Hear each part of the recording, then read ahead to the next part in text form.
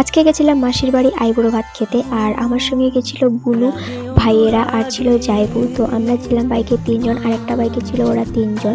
তো আমরা সবাই মিলে গেছিলাম আর কি। আর এখানে দেখো গিয়েই মাসি আমাদেরকে সাজাতে শুরু করে দিয়েছে। এখানে সবাইকে কাজল পরিয়ে দিচ্ছে মাসি। আর এখানে তাই নিয়ে আমরা হাসাহাসি করছি, মানে সবাই নিজের নিজের মুখ দেখে হাসছে আর কি, কেমন লাগছে। আর এই যে দেখো এখানে ভাই হাসছে মুখ দেখে নিজের। তারপর মাসি এখানে আমাকে মালা ডুরি পরিয়ে দেয়।